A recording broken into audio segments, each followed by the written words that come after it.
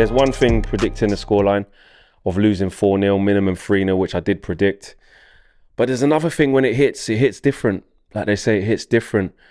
And I have to say, just when you think it can't get any worse, just when you think you run out of words to describe this team, just when you think that the players can't show any less, they break records. They break records, and that's a 9-0 aggregate score for Liverpool against Manchester United for this season. And where do you even start to depict that? You know, I said earlier on this morning on Sky Sports News, I said, forget about the fans. You, the players, can you do it for yourselves? Can you show a bit of pride? We get our captain sitting down with media before the game saying the reasons why I'm still in the team is basically because I can't be that bad. 2 managers been picking me. So I don't know what you're on about, mate. He also said that the motivating factor of playing in this game is not because Liverpool on a quadruple and it's not because they beat us 5-0 earlier on in the season, etc., etc. We know what we need to do. We need to be at our best. We need to do that. And he goes and drops that performance. We have a Marcus Rashford who is void of everything. The energy's not there. The effort's not there. The confidence not there. The ability is not there. We've got a Bruno Fernandes vacant in games. Absolutely vacant. We've got Phil Jones just thrown in there out of the blue, and then an easy target to just hook off at half-time when it should have been Harry Maguire coming off at half-time. You have Paul Pogba. A lot of people are saying he just bottled it, didn't want it.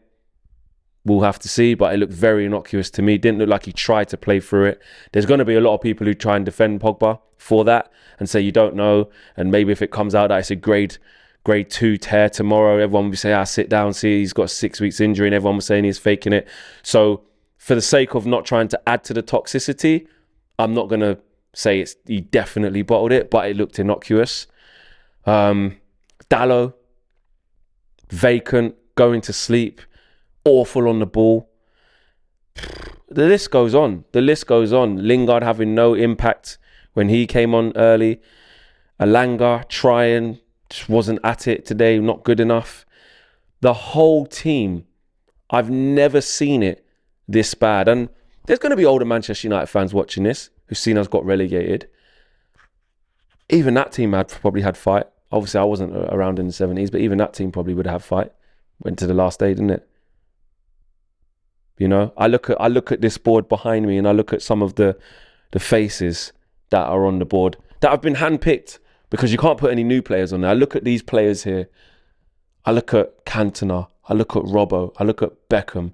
I look at Ferdinand. I look at Scholes, Duncan Edwards up there. I look at the Trinity right here and the big man, the gaffer in the middle.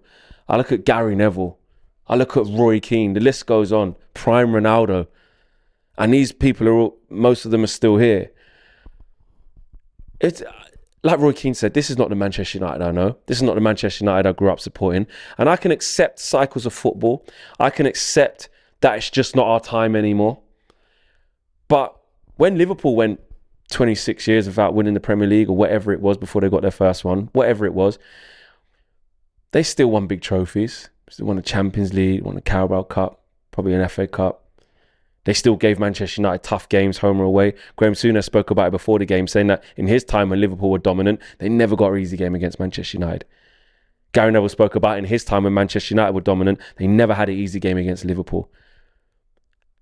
This Manchester United team, in this modern time, since Fergie's left, more so the last 3 years, though, in particular, have absolutely rolled over to the rivals, whether it be Manchester City, whether it be Liverpool. And there's absolutely no excuses for lack of application, lack of desire, lack of hunger, lack of togetherness, lack of effort. There's no excuses. We can accept people playing poorly.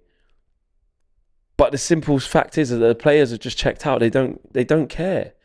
That's how it feels. That's how it feels. There could be players watching this that are saying, that's unfair, we are trying. Bruno comes out in the interview afterwards and says, it's this, it's that, we are trying, we know what it is, we can't give up. We hear the same shit every week. The person I feel most sorry for today is Hannibal. I stand by it. Thrown to the lions. Ralph said last week, before, was it the Leicester game? And after the Everton game, you know, you can't throw the kids into an unstable team. I know Hannibal's been knocking around the first team for a while. He's been on the bench a lot of times and not featured. Bringing him on 3-0 down against Liverpool away from home. I said it as soon as that happened. I said, well, that's alarm bells. And then the person who needs to protect him most, which should be your Manchester United captain, someone like Keano, someone like Gary Neville, someone like Wayne Rooney, someone like Robbo, someone like Cantona. The list goes on. The person who should put an arm around the young player the most and show them the right way, the captain, Harry Maguire. What does he do? Gives him a shit hospital pass, puts him under pressure. We concede the 4th goal. What the hell is that doing to Hannibal's confidence then? That's on you. That's on you. You're the captain of the football club. You want to come out in all these, press conferences and after games and say all these things, that's fine. I will never knock somebody if they're in a bad run of form and trying to get themselves out of it, but you can't excuse what we're seeing. Marcus Rashford had key moments in today's game in a poor performance, may I add, but at 2-0, I think it was, ball over the top. Forget Mo Salah brings it down and scores, which he already proved. Timo Pukki would bring that down and score. Danny Ings would bring that down and score. Tammy Abraham would bring that down and score. Or get a shot off. It's these fine margins. It's just not good enough. Not good enough. Second half again, same thing. It's like you do feel like you run out of expletives to describe this team, but every single week that goes by, you fear. And what did we say after the Norwich game? This is exactly what I said. I said the manner of which we won that game was disgusting. And you knew what was going to happen. So I'm not even venting and angry at the fact that we've lost 4-0 because I predicted it. I knew that was going to happen. But the sequence of events of how it happened, the cheap goals that we give up after 4 minutes, 1-0 down. And it's like, again, you can admit defeat because the team's better than you. But handing them goals, Mo Salah said after the game that Manchester United, they made it easy for us. They made it easy for us. If I'm a player sitting at home watching that, I'll be disgusted with myself. You're rocking up to Anfield, they're saying we made it easy for us. The Manchester United fans in the away end, I feel sorry for them having to witness that as well. I don't know what else to say. We're going to Arsenal on Saturday. Don't care. Play Chelsea at home after that. Don't care. This team is finished.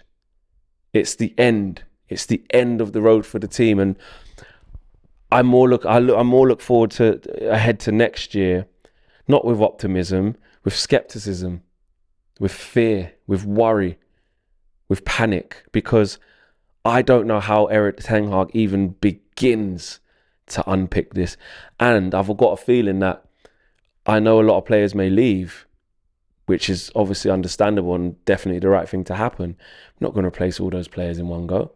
We're not. A lot of these players are still going to be here next year. Yeah, we'll add maybe 3, maybe 4 max. Still not enough. So what we're going to have to endure next season, I believe, is still going to be really, really painful. But with this crop of players, we know there's nothing left in there. We were saying, I think in one of the Full View shows, we were saying that there was nowhere to hide off the back of what Gary Neville was saying. And I agreed. After the Leicester game, they looked like they wanted to just go and hide under a rock. And you really feared for the following Everton game, the consequent game. And we said that you can't just press the reset button. As much as we'd like the season to just finish straight away, you can't just press a button. That's not how life works. There is nowhere to hide. You're on TV in every game and probably will be to the end of the season. The whole world's watching. And they show nothing. Absolutely nothing. I can't even. I've spoke about the main individuals. Collectively as a team, it was shocking. Ralph has no impact over that team. No kind of message is getting through of what he's putting out with that team.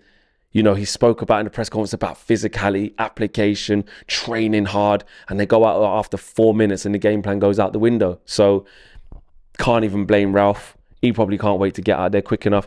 I saw some of the stuff he was saying to Melissa Reddy in her interview with him, talking about the restructure and stuff like that, and saying it as it is. That's probably the most refreshing thing that's come out of Ralph being here, because other than that, it's absolutely horrendous. So for me, not much else to say. I'm not going to shout and swear and be animated, because one, I predicted it, so more for me. You try to be a bit passive. You try to have a laugh on the match view to kind of just take your mind off it, because we're all hurting. But like I said, I can accept cycles. I can accept that actually this isn't our time and the others are ahead of us right now. But I can't accept what we're seeing from these players, and I know you guys can't as well. On what was supposed to be, well, it was going to be difficult, but you know, the new United View HQ reveal, I'm really proud of it. I'm really happy with it. Thank you again for everyone's support. You guys have helped build this. Without you guys, this wouldn't be possible, and we've got so much more coming, some more little hidden treats for you guys as well. Thank you guys for that. But I just wish that this was in a better time. I really wish we could be enjoying the football from the team. I really wish we could be in a better moment to really make this complete. But I still give thanks nonetheless, as a personal. So I'll see you guys soon. More content coming at you guys tomorrow. Smash a like on the video and subscribe to the channel if you are new. Peace.